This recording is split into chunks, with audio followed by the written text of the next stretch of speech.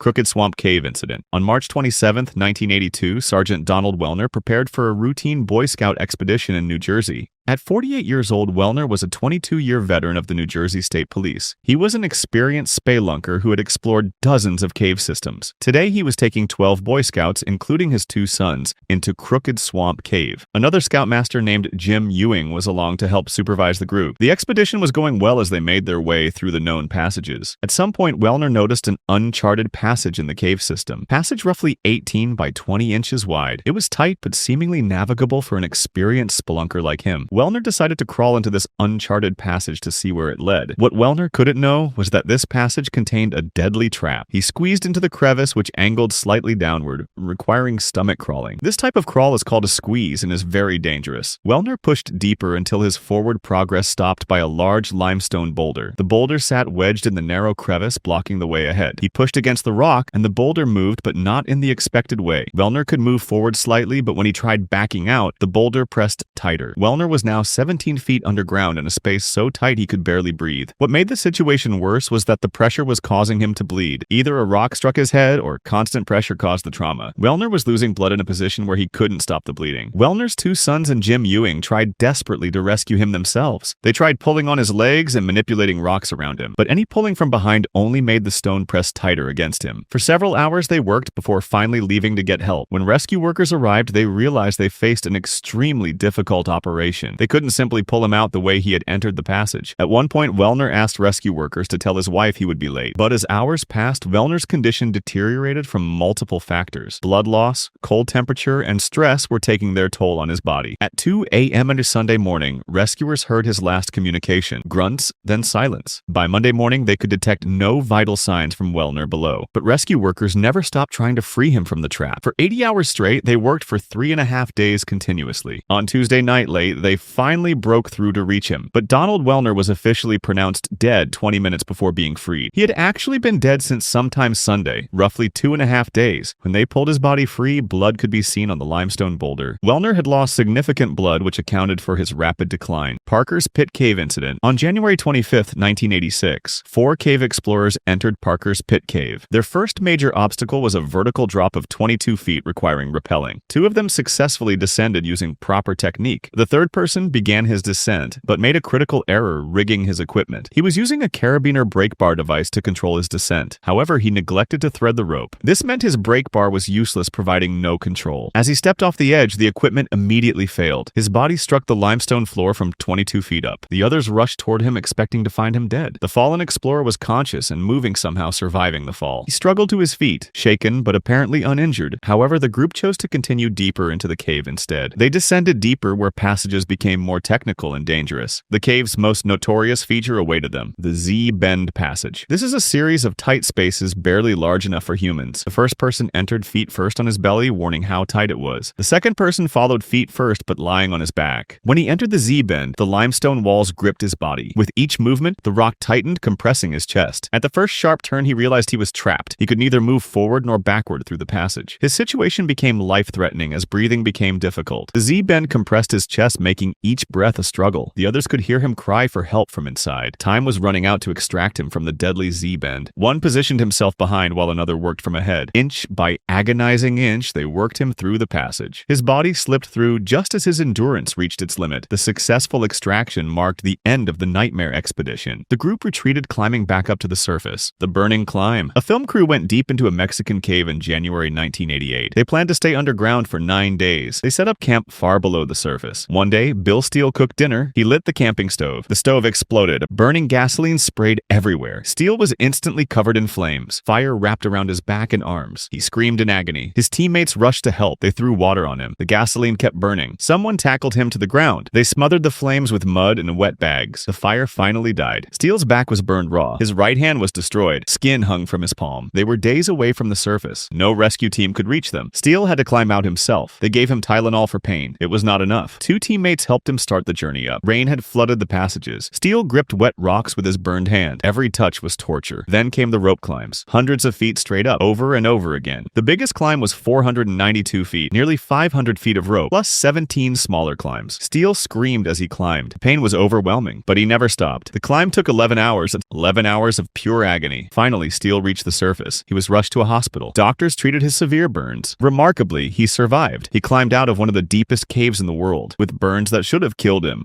The electric pool. 5 friends went caving in Kentucky in 1988. They arrived at Wigpissel Cave ready to explore. Someone gave them a scary warning at the entrance. An electric pump sat in the water inside the cave. The wires were dangerous. The pump could kill them if it turned on while they were in the water. The friends decided to go in anyway. 2 cavers entered first wearing wetsuits. The entrance was filled with chest-deep water. They had to crawl through it. Suddenly, they felt tingling in their bodies. The water was shocking them with electricity. Gary was the leader of the group. He ran to find the pump's power box. He found it at the owner's house. Nobody was home. He flipped the breaker off. He ran back to his friends. The power was cut. The group wasn't sure what to do. One caver felt confident. He decided to test the water. He stepped into the pool. Everything seemed fine at first. Then he took another step. Electricity exploded through his body. Every muscle locked tight. He couldn't move at all. He was frozen like a statue in the electric water. His friends watched in horror. They had to save him fast, but they couldn't touch him or the water. One friend grabbed an old wooden board and he pushed it into the water. 2 others held his legs to keep him safe. They wedged the board behind their frozen friend. They pushed hard through the water. His body dragged along the rocky bottom. Finally, he cleared the pool. He collapsed on the ground. His muscles twitched uncontrollably. His heart skipped beats. Burn marks covered his skin, but he was breathing. He was alive. The friends rushed him to get medical help. The wrong turn. On December 15th, 1988, 3 cave divers entered Emerald Sink in Florida. Bill Cronin was their leader. He had over 100 cave dives. The other 2 trusted his experience. They swam deep into the flooded cave, 150 feet down, 800 feet inside the dark passages. They reached their limit and turned around. On the way back, they reached a junction. Multiple guide ropes met here. They followed a line marked with exit arrows. Exit arrows always point to safety. Suddenly, Cronin flashed his light. He signaled they were going the wrong way. His 2 companions were confused. The arrows pointed to the exit, but Cronin insisted they were wrong. He pointed to a different tunnel, a deep passage leading away from Emerald Sink. The 2 divers checked their air gauges. Their air was running dangerously low. They believed Cronin was making a fatal mistake. They tried to tell him, but Cronin refused to listen. He was certain he was right. The 2 divers faced a terrible choice. Follow their leader and probably die, or trust the exit arrows and leave him behind. They made their decision. They turned away from Cronin. They followed the exit arrows to safety. They barely made it out alive. Their air was almost gone, but Cronin never came back. A recovery team searched the cave. They found his body 300 feet from the entrance. He was trapped in a ceiling pocket, completely separated from the guideline. His air tanks were empty. He had swum 200 feet in the wrong direction, toward Clearcut Sink 5,000 feet away. His equipment was poorly maintained. His regulators were clogged. Breathing was difficult at that depth. Nitrogen narcosis clouded his mind. It made him confused and irrational. He insisted the exit arrows were wrong. He swam confidently into the darkness, away from safety, away from his companions. His overconfidence killed him. The 2 divers who left him survived. They made the hardest choice of their lives. The lost diver.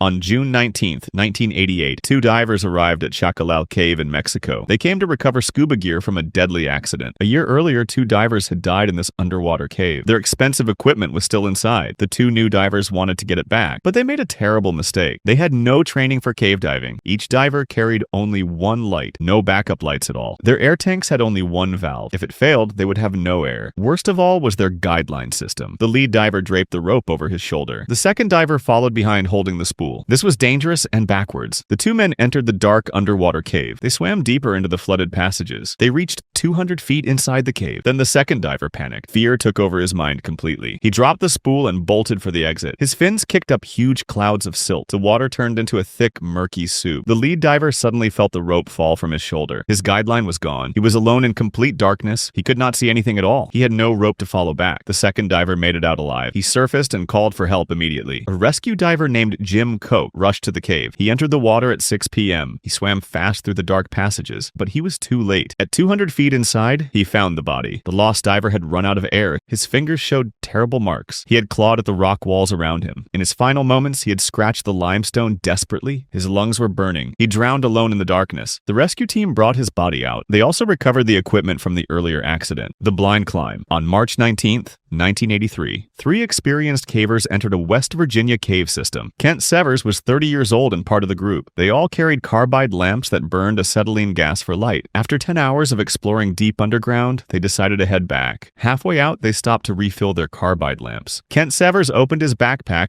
to get more calcium carbide pellets. His pack was made of tightly woven ballistic nylon. What he didn't know was that moisture had wet the carbide inside his sealed pack. Wet calcium carbide produces acetylene gas. For 10 hours, flammable gas had been building up inside. As Severs opened his pack, the acetylene rushed out. His carbide lamp was burning just inches away. The gas ignited instantly. A tremendous fireball erupted directly in his face. When the flames died, Severs blinked frantically. Just absolute blackness. He was completely blind. Panic seized him immediately. He brought his hands to his face desperately. His breathing became rapid and shallow. His companions grabbed him firmly and spoke calmly. Gradually, Severs' breathing slowed and the panic subsided. They examined his face by lamplight. His eyebrows were singed and his face was burned, but his eyes looked intact. Maybe the damage was temporary. The group decided to attempt an immediate exit rather than wait for rescue. The cave was cold, and Severs' eyes needed urgent medical care. Between their position and the entrance were several vertical climbs and tight squeezes between boulders. Severs would have to do it all blind. His companions positioned themselves above and below him, giving constant verbal instructions. They told him where to place his hands and feet for every movement. For the tight squeezes, one companion went ahead and Severs kept one hand on his foot as a guide. He moved entirely by feel, judging gaps by touch alone. Through patient guidance and Severs' determination, they made it to the entrance. Severs was immediately taken for medical evaluation. The burns were painful, but relatively minor. After 2 weeks of treatment, something remarkable happened. Severs' eyesight gradually returned to normal. The blindness proved to be temporary. He made a complete recovery. Moaning Cave incident? On the 18th of July, 1998, Victoria Balsey arrived at Moaning Caverns in California. She was 32 years old and loved adventure. Victoria had rappelled down this cave only twice before, once in the early 1990s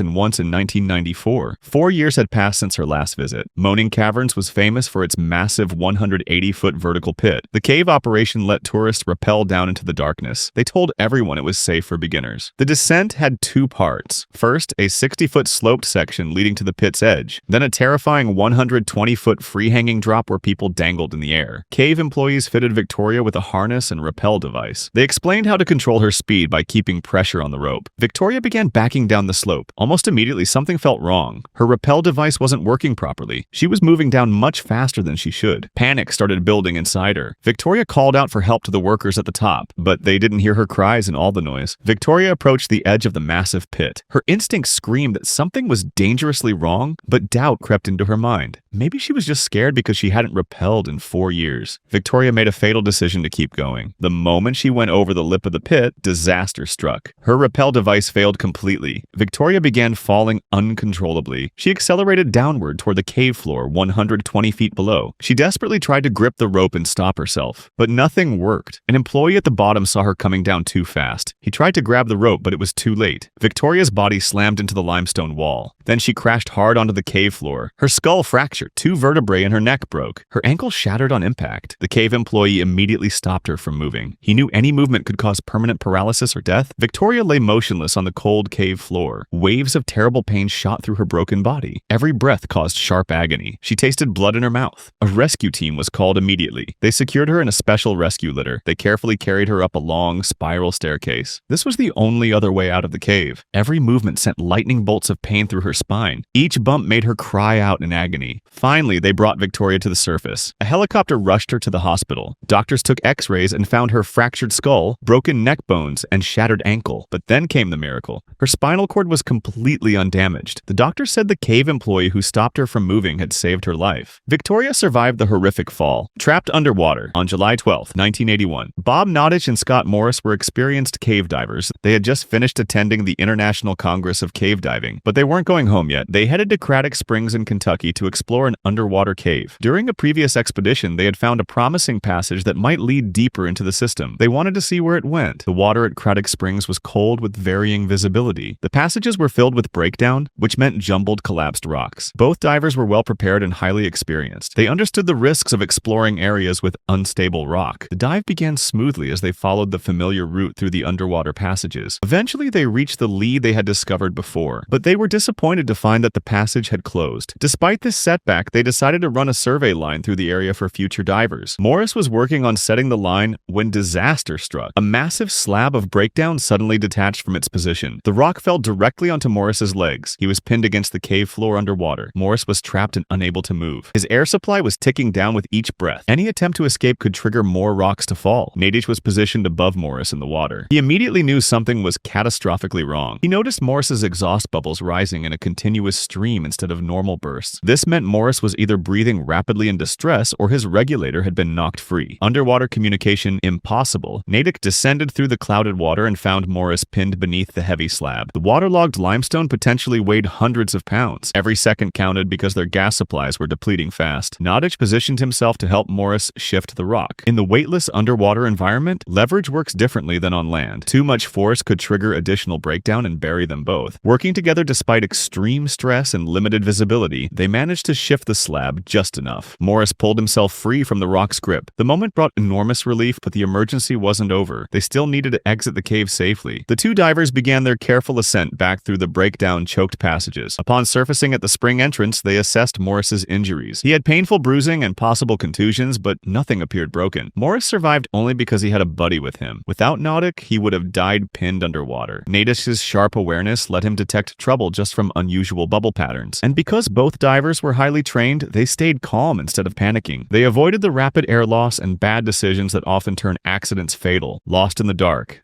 On April 12, 2016, Dimitar was a 41-year-old man who lived in Chepelare, a small village in Bulgaria. He was born with mental disabilities and possessed a childlike wonder about the world around him. He lived with his devoted grandmother and loved exploring interesting places around the village. For weeks, Dimitar had been curious about a cave entrance he noticed near his hometown called Ushka Cave. One April morning, he decided to explore it. He grabbed a small flashlight and set off to satisfy his curiosity about what lay beyond that mysterious entrance. Ushka Cave welcomed him with a horizontal passage that seemed easy to navigate. The cave was completely dry and 466 feet long, appearing to be nothing more than a simple tunnel through the limestone. Dimitar's small frame allowed him to move through the narrower sections with ease. The initial passages were straightforward enough, and Dimitar felt confident as he explored the main tunnel. As he ventured further into the cave system, he encountered several side passages that branched off from the main tunnel. These smaller passages intrigued him, and he began exploring them one by one. He crawled through increasingly tight spaces with the determination of someone driven by pure curiosity. Each side passage seemed to lead to another, creating a maze-like network that gradually drew him deeper into the cave's interior. Dimitar tried to retrace his route back to the entrance, but the cave's layout became confusing in reverse. Multiple passages looked similar, and without any system for marking his route, he began to second-guess which tunnel would lead him back to daylight. He spent precious time crawling back and forth between passages that all began to look the same. As he struggled through the narrow spaces, he somehow lost his jacket and left it behind in his confused state. Each wrong turn deepened his confusion and used up more of his flashlight's battery power. As hours passed, Dimitar's small flashlight began to dim. When the flashlight finally died, Dimitar found himself engulfed in a darkness more complete than anything he had ever experienced. He couldn't even see his own hands in front of his face. Unable to navigate in the pitch-black conditions and exhausted from his frantic attempts to find the exit, he crawled into one of the narrow side passages. In that cramped space, about 82 feet from the cave entrance, but impossibly lost in the darkness, Dimitar curled up in what seemed like a comfortable position. Perhaps he believed that someone would come looking for him, or that he could wait for daylight to somehow find its way into the cave. But what Dimitar couldn't comprehend was how quickly the cave's environment would affect his body. The constant temperature deep underground was significantly cooler than the warm April air outside. Without proper clothing or any source of heat, his body began losing its core temperature. Combined with exhaustion from his ordeal, hypothermia began to set in as he lay in his makeshift resting place. But he kept waiting for someone to come get him. Outside the cave, as hours turned to days, Dimitar's grandmother began to worry. When he failed to return home that first evening, she assumed he had found something particularly interesting. But as the second day passed without any sign of him, her concern turned to alarm. The small village erupted into chaos as word spread that Dimitar was missing. Neighbors organized search parties, combing the surrounding countryside and checking every location where he was known to spend time. Local authorities were contacted, and a wider search began. Police officers interviewed villagers, trying to piece together his last known movements. The search expanded to include nearby fields, forests, and abandoned buildings, but no trace of him could be found. Days turned into weeks and weeks into months. Meanwhile, deep in the darkness of Ushka Cave, Dimitar lay motionless in the narrow side passage where he had sought refuge. The cave's dry environment had begun the slow process of preserving his remains. 5 months passed before police received crucial information that Dimitar had expressed interest in visiting the local cave. This breakthrough finally gave searchers a specific location to investigate. Fire safety and civil protection teams conducted an initial initial search on September 14, 2016. When they found his jacket and flashlight inside the passages but couldn't reach the deeper sections, the Bulgarian cave rescue team was called in. On September 15, 2016, two experienced cave rescuers squeezed through the narrow passages of Ushka Cave. At 3:30 p.m., they discovered his remains in the side passage where he had curled up to rest. His body was positioned exactly as he had settled down on that fateful April day when his adventure had turned into a tragedy. The advanced state of decomposition after 5 months in the cave made the recovery operation extremely challenging. At 6 p.m.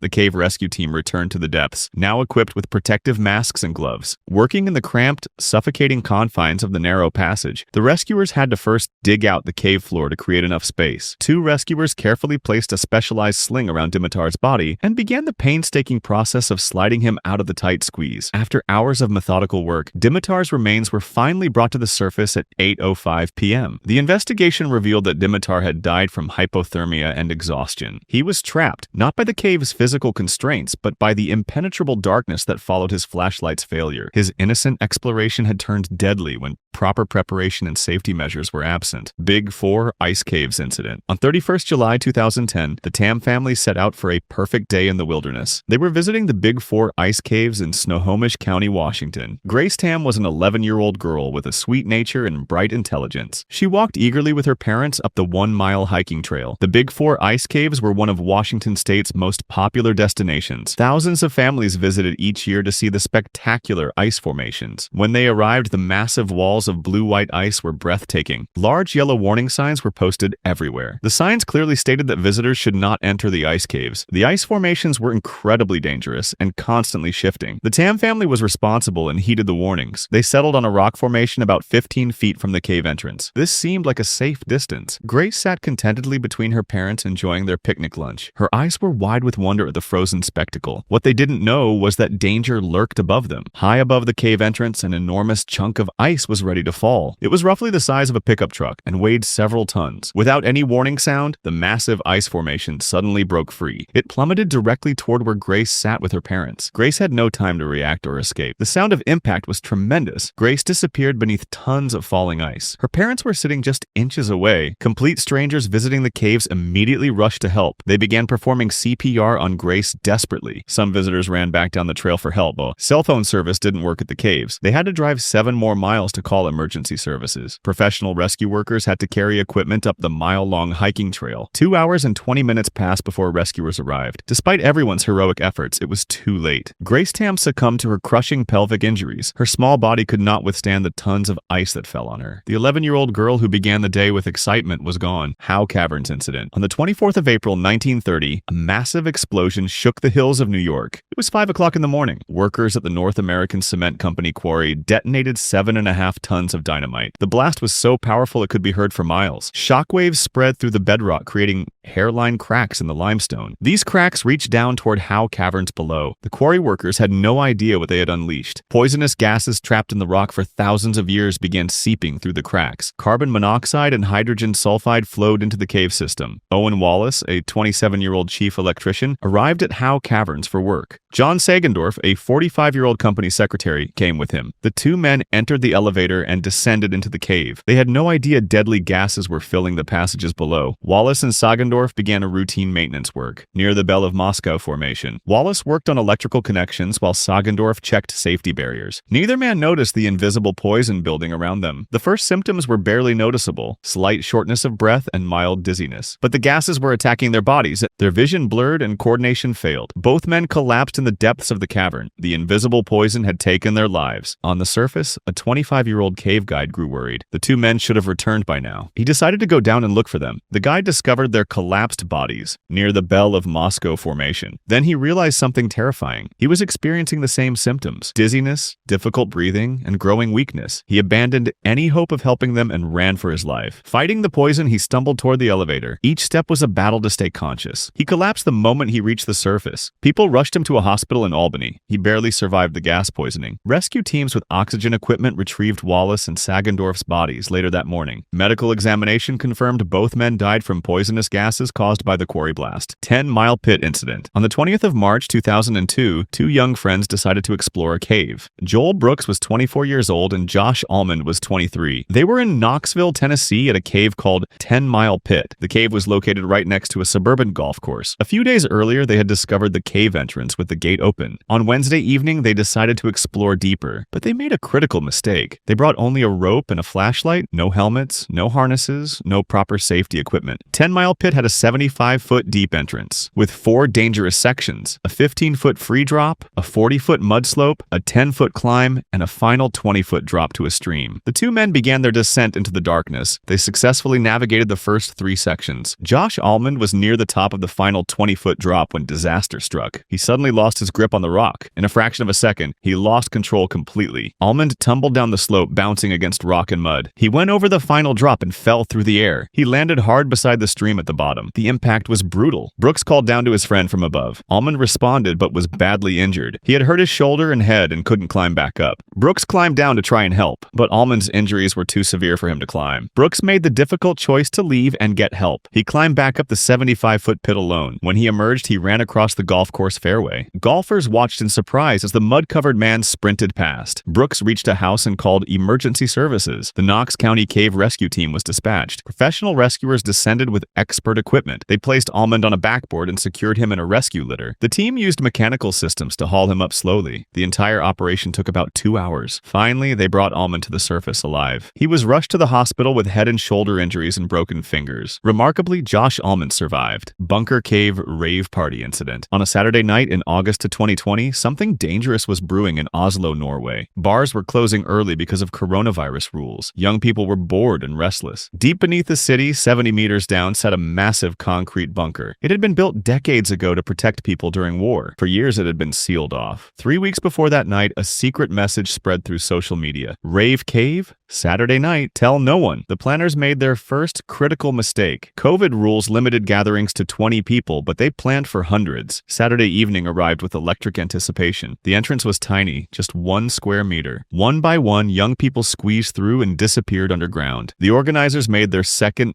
deadly mistake. They brought diesel generators to power the party. They sealed the generator room with plastic bags and duct tape to keep noise in. What they didn't know was that diesel generators produce deadly carbon monoxide. By sealing the room, they created a poison chamber. Nearly 200 people danced in the bunker beneath the city. It felt magical, like a secret world. But the third mistake was unfolding. Oxygen levels dropped dangerously low with no proper ventilation. Some people felt dizzy and had difficulty breathing. These were symptoms of carbon monoxide poisoning, but people dismissed it as normal stuffiness. One guy kept climbing out for fresh air repeatedly. His trips were saving his life while others stayed inside being slowly poisoned. Without warning, the lights died and the music stopped. 200 people were plunged into terrifying darkness. Someone broke open the generator room door. Carbon monoxide rushed out like a silent tsunami. 3 young men near the door collapsed unconscious immediately. Others rushed to help but were hit by waves of dizziness and nausea. Some dragged their unconscious friends toward the exit. The biggest mistake became clear: only one tiny exit. 200 people in darkness, many sick and fainting, all trying to escape through one small opening. Above ground, police spotted confused young people wandering the streets. When officers approached, the truth came out. At 3:46 a.m., emergency calls went out. Fire trucks, ambulances, and police raced to the scene. Rescue workers descended into the death trap. Carbon monoxide levels could kill in minutes. They found 7 unconscious victims. Miraculously, most people had escaped. 25 people were rushed to Oslo University Hospital. 7 were unconscious fighting carbon monoxide poisoning. 5 were in critical condition, close to death. Even 2 police officers who helped needed treatment. El Cielo Cave Pit Incident. On the 18th of January 2004, Cornelio Garcia was heading home after a party. He was 30 years old and lived in Tamaulipas, Mexico. Garcia had spent the evening celebrating with friends in Gomez Farias. The gathering was filled with music, laughter, and drinks. As midnight approached, he decided to head home to his family. He chose the old mountain road through the El Cielo Biosphere Reserve. This path was rougher but more direct. Garcia had walked this route dozens of times even in darkness. What he didn't account for was how alcohol might affect his judgment. As he walked through the darkness, he approached a sharp curve near Rancho Cielo Junction. Just a few feet from the curve, hidden in darkness, was a natural pit. The opening was about 8 feet wide, but the pit dropped vertically 150 feet into the limestone bedrock. Instead of following the road, he strayed from the path. He stepped directly into the pit opening. Garcia plummeted 150 feet through darkness. The fall was catastrophic with massive injuries. No one witnessed his fall. When Garcia failed to return home, his family grew worried. They began searching along the old mountain road. For several days, they found nothing. The breakthrough came when searchers found disturbed ground near Rancho Cielo Junction. Scrapes in the earth suggested someone had fallen into the pit, but they couldn't see the bottom or hear any County response. Garcia's brother contacted John Muskie, a well-known cave rescuer. Muskie gathered a team with specialized equipment. They arrived with ropes, harnesses, and technical gear. The team carefully rigged their descent system. The descent revealed the tragic outcome. Garcia's body was at the bottom of the shaft. The severe injuries from the 150-foot fall had proven fatal. The recovery operation took several hours with precise coordination. The combination of alcohol, darkness, and the pit's proximity to the road created a deadly situation. The El Cielo pit remained a reminder of how quickly familiar mountains could turn deadly. Armuchee Creek Cave Incident. On 1st August 1980, Ron Langston arrived at Armuchee Creek in Georgia. He was a 33-year-old certified scuba instructor. Langston and his diving companions planned to explore a hidden underwater cave system. He was highly certified and had taught others about diving safety. But on this day, he would violate every safety principle. The group entered the water and began exploring the cave passages. They encountered a tight restriction in the cave. This was a narrow opening that was difficult to pass through. Beyond it, the cave continued, tempting them with new discoveries. Langston made a fatal decision. He removed his normal diving gear and switched to a pony bottle. A pony bottle is a small emergency backup tank. His pony bottle held only 10 minutes of air total. This gave him maybe 3 minutes of exploration time. He wanted to squeeze through the restriction more easily. Before his partners could attach a safety line, Langston pushed through alone. He disappeared into the darkness. His partners waited, expecting him back within minutes. The 10-minute mark came and went. Still no sign of Langston. His partners couldn't fit through the restriction to search for him. Their own air supplies were running low. They made the agonizing decision to surface and call for help.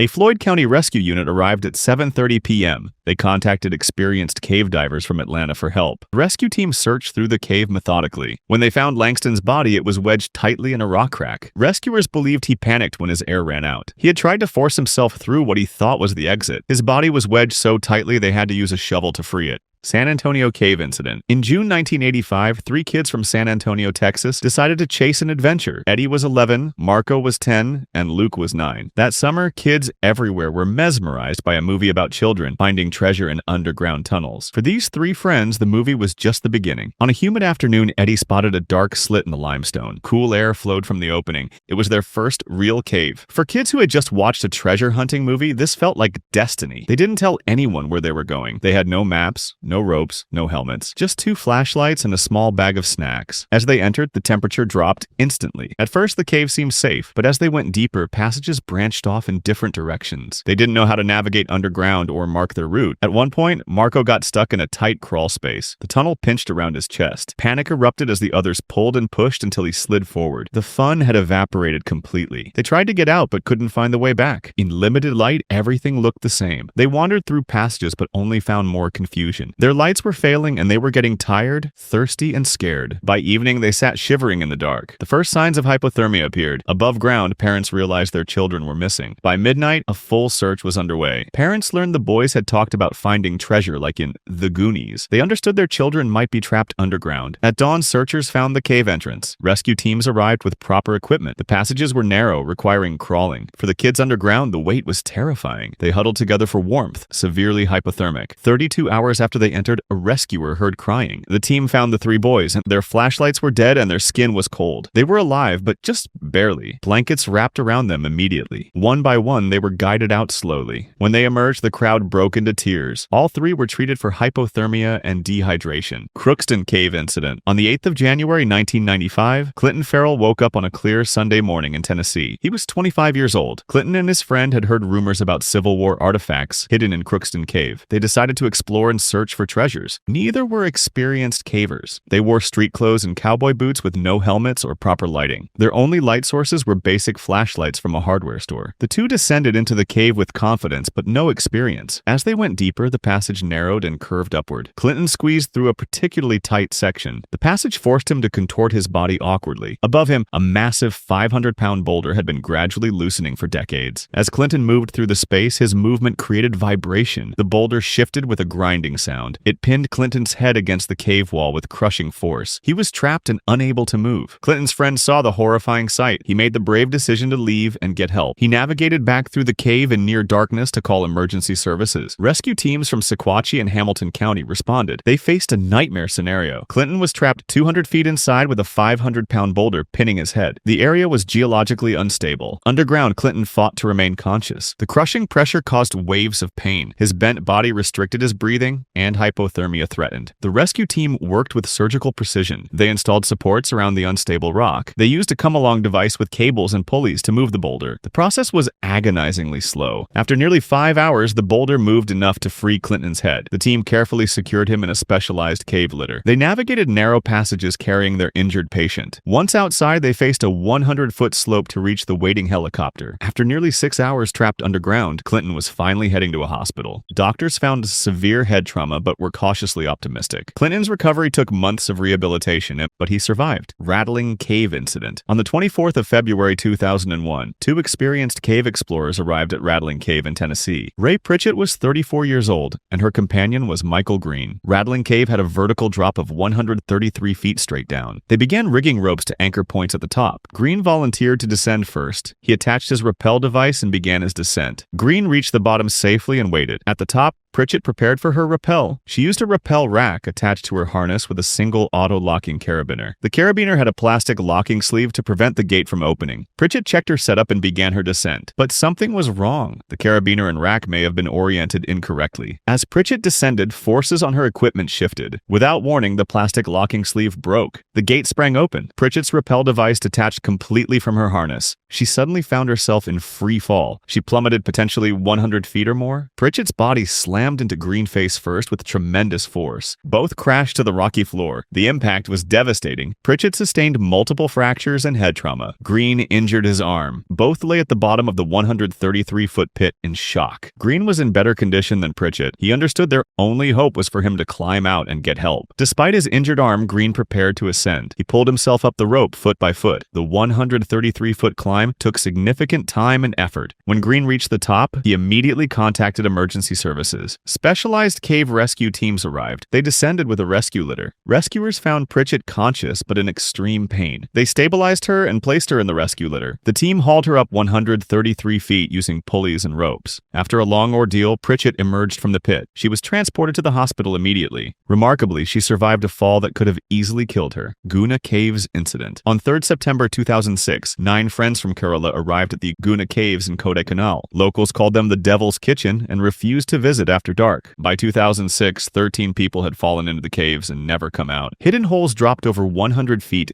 straight down into darkness. The 9 friends called themselves the Manjirul Boys. Saju David was 26 and the leader. Subhash Chandran was 19 and the youngest. They saw a broken fence and a warning sign in Tamil they couldn't read, so they went in. While exploring, they suddenly realized Subhash had vanished. Where he had been standing was a hole about 3 feet across. They shined phone lights into it but saw only blackness. Police arrived hours later with fire department officials. Then they heard a faint cry from deep below. Subhash was alive. He had fallen but his belt caught on a rock edge, stopping his fall. Officials estimated he'd fallen at least 120 feet down. The officer told David that rescue attempts always failed here. Firemen tried from the surface, but Subhash had lost consciousness. David decided he would go in himself. Police protested, but David was determined. At 4 p.m., David tied a rope around his waist and descended. The hole was barely wide enough with slick, moss-covered walls. At 60 feet down, hundreds of disturbed bats forced him to turn off his flashlight. The first rope ran out, so friends tied another. At 120 feet down, David's flashlight found Subhash on a narrow ledge. His body was twisted and bloody but breathing. David tied the rope around Subhash's torso. The ascent took another hour with rope scraping against rocks. At one point, they got stuck, but David freed it. When they emerged 6 hours after the fall, a cheer went up. Subhash was rushed to the hospital unconscious but alive. David collapsed with shredded hands. Subhash became the first person in history to fall into Guna Caves and survive. In 2008, Saju David received India's Civilian Award for Bravery. Shelter Cave Incident. In September 1985, 5 young people decided to camp in a shelter cave near the Platte River in Nebraska. Michael Wiles was 12 years old. His older brother Mark was 18. Their friend David Funkhauser was 17. 2 other youths were also in the group. Shelter caves are natural rock overhangs that provide protection from weather. They arrived in the late afternoon with camping gear. As evening approached and temperature dropped, they built a campfire near the cave mouth. Eventually, all 5 settled into sleeping bags beneath the rock overhang. The campfire provided warmth, and they felt safe. But they had created a deadly combination without knowing it. Groundwater had been seeping through the rock layers, gradually weakening the structure. The campfire heat made it worse. When rock heats, it expands. When it cools, it contracts. This created stress along existing cracks. Together, groundwater and fire heat were compromising the ceiling above them. But there was no visible warning. Without any warning, a massive slab of cave ceiling suddenly collapsed. Tons of rock came crashing down on the sleeping campers. The collapse happened with devastating speed.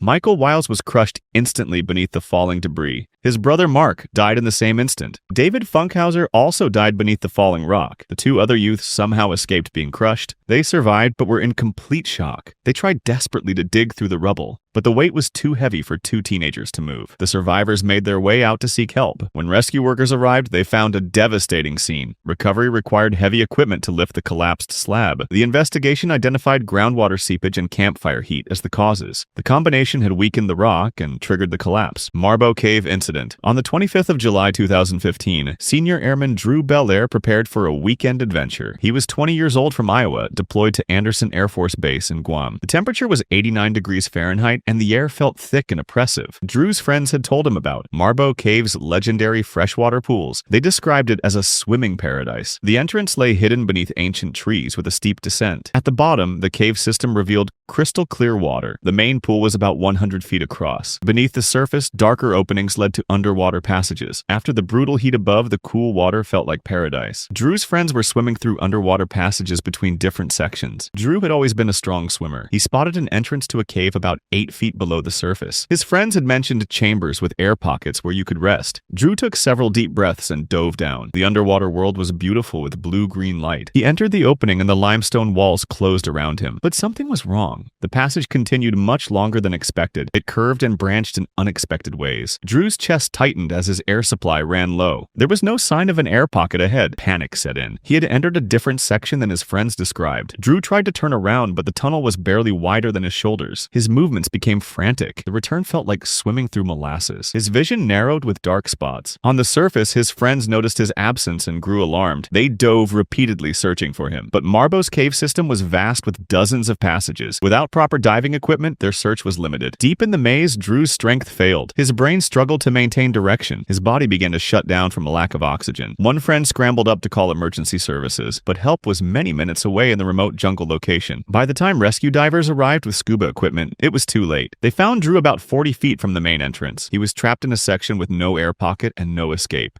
Indian Creek Caverns incident. On the 27th of March, 1977, 4 young men entered Indian Creek Caverns in Missouri. Doug Beckerderfer and Gary Blades were 20, Ed Brown was 20, and Wayne Smith was 18. They left a note on their truck with a phone number before entering. The cave was a wild system that locals called Old Mud Cave. What they didn't know was that torrential rain had started falling above them. Indian Creek Caverns floods when it rains heavily. The 4 young men were inexperienced and didn't know the danger. By Sunday evening, they should have been heading back, but they failed to return. Ed Brown's father called authorities. The cave was flooding badly. 7 inches of rain had fallen, draining underground into the caverns. By Monday afternoon, experienced cave rescuers were called in. At 8 a.m. Tuesday morning, rescuers went in. Water level was 5 feet above normal. Rescuers waded through chest-deep water with only inches of airspace. At 9 a.m., just 390 feet from the entrance, they found them. The 4 young men were lying in 2.5 feet of water. They were arranged in a strange, ordered line. Each man had his hands clutched on the person in front at chest level. A human chain, locked together even in death. The lead man held glasses in one hand and a flashlight in the other. Around his neck, the electric headlamp was still glowing after 36 hours. Rescuers pieced together what happened. The 4 had entered Sunday morning when everything was fine. While they explored, the water rose and blocked the entrance. They retreated to dry upper levels to wait. Hours passed and hypothermia set in from the cold and wet conditions. Monday morning, they decided to try escaping as a human chain. The lead man put in a fresh battery. Each person held the one in front so no one got separated. They reached the entrance, but water was still too deep. They turned back, but the lead man collapsed from hypothermia. When he fell, the others fell too. They went down in the water, still holding each other. Their lungs filled with water. Even at the end, they refused to let go. The coroner determined drowning was the cause, but hypothermia had shut down their bodies first. The strange way they were found suggested they died at almost the same moment. Cat's Cave incident. On the 29th of December, 1980, 7 kids were looking for adventure during Christmas break. They gathered at a sandstone cliff near Ben Lomond in California. It was a gray, damp winter day after weeks of steady rain. The cliff rose about 200 feet. Near the top was Cat's Cave, a shallow rock shelter about 3 feet deep. Local kids had climbed up for years to carve their names in the soft sandstone. At 4 p.m., 2 boys decided to climb up. Sean Carson was 14 and Steve McGovern was 12. They reached the shallow shelter 200 feet up. Sean had brought a claw hammer. He planned to carve his name into the cave ceiling like kids before him. He raised the hammer and started pounding on the sandstone overhead. Steve watched and took a turn too. At approximately 4:15 p.m., there was a rumble. The cave ceiling let go. About 2 feet of sandstone fell. Sean Carson was buried completely under tons of rock. Steve McGovern was buried up to his chest but could breathe. He started screaming. The 5 kids at the base heard Steve's terrified voice. 3 climbed up immediately while 2 ran to call for help. The Ben Lomond Fire Department arrived in 10 minutes. 5 minutes later, both boys were freed. Steve was uninjured, not a scratch on him. Sean was under 2 feet of debris with no pulse. He wasn't breathing. An ambulance rushed him to the hospital with medics performing CPR, but doctors declared the 14-year-old boy dead. Dickpot incident. On the 19th of January 2025, experienced cave explorers met in North Yorkshire. They planned to explore Dickpot, a well-known cave system near Cielo. The cave's first pitch was a vertical drop of 100 feet. The cave's design included a traverse that blocked the view from above. Once a caver started descending, they disappeared from sight. It was a cold winter day. The group performed safety checks before going down. They checked equipment, ropes, and harnesses carefully. At 12:27 p.m., the group took positions around the first pitch. The caver going down did final equipment checks. The rope stretched tight over the edge into darkness. Team members above watched the rope for signs of progress. Minutes passed as the caver descended. Without warning, a loud bang suddenly broke the quiet. Team members immediately knew something was wrong. They tried to communicate but were met with silence. They tested the rope system. The rope had become taut, suggesting their teammate might be suspended and injured. They couldn't see what had happened. The group called the Cave Rescue Organization for help. The rescue team arrived with specialized equipment. They set up rope systems at the cave entrance. The rescue team leader rappelled down the 100-foot pitch. When he reached the bottom, his worst fears were confirmed. The caver lay motionless on the rocky floor. The rescuer checked for pulse and breathing but found none. More team members rappelled down. They carefully placed the explorer onto a rescue stretcher. Lifting the stretcher 100 feet straight up took hours of careful work. Finally, they brought the caver to the surface. Paramedics were waiting but could only confirm he was gone.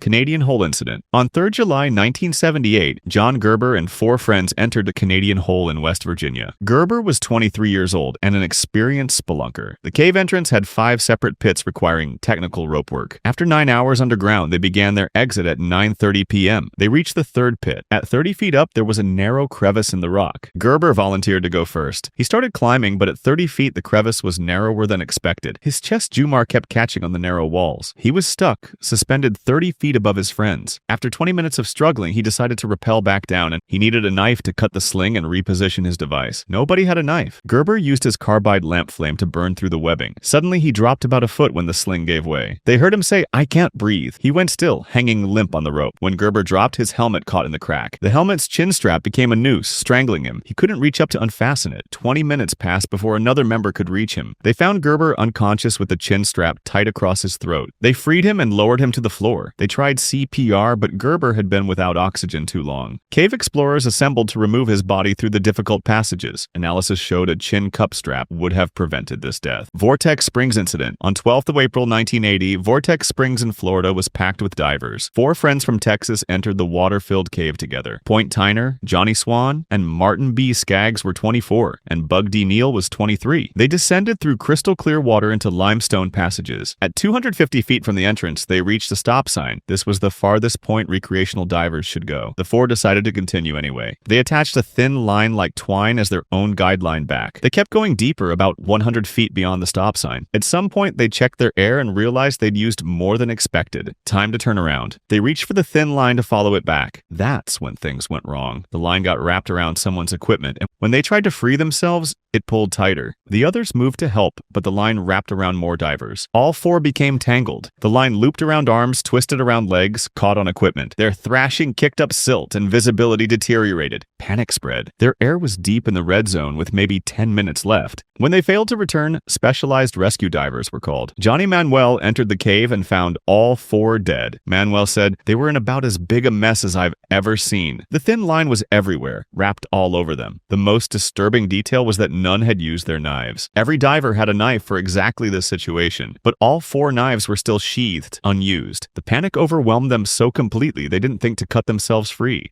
Bueno Fonteno Cave Incident. On the 14th of December 2024, 9 cave explorers entered Bueno Fonteno Cave System near Bergamo, Italy. The team was led by 32-year-old speleologist Ottavia Piana. She had been rescued from this same cave 17 months earlier after breaking her leg. The team descended 4 kilometers from the surface into uncharted territory. At approximately 4:30 p.m., Piana was testing what seemed like a solid ledge. The rock cracked and gave way beneath her feet. She plummeted 5 meters through darkness and slammed into the limestone floor. Her team teammates reached her and found a nightmare scene. Her left knee was twisted at an impossible angle. She had multiple facial fractures and broken ribs. She was going into shock. All they could understand was never again, never again. 4 kilometers of treacherous passages separated them from the surface. The strongest member made a desperate solo run to the surface. He reached it at 8:20 p.m., exhausted. The Italian Alpine and Speleological Rescue Corps was called. The first rescue teams reached Piana at 8 a.m. the next day, nearly 16 hours after the accident. She was secured to a rescue stretcher. Teams of 6 rescuers worked in coordinated movements. Every 90 minutes, they paused for evaluation and team rotation. By the 3rd day, they encountered a blocked passage. Rescuers used small explosive charges to clear it. Piana's condition deteriorated after 3 days underground. Her body temperature was dropping despite thermal blankets. On December 17th, coordinators accelerated the operation with fresh teams. On December 18th at 6 a.m., rescue teams emerged carrying Piana into dawn light. She had traveled 4 kilometers over 4 days.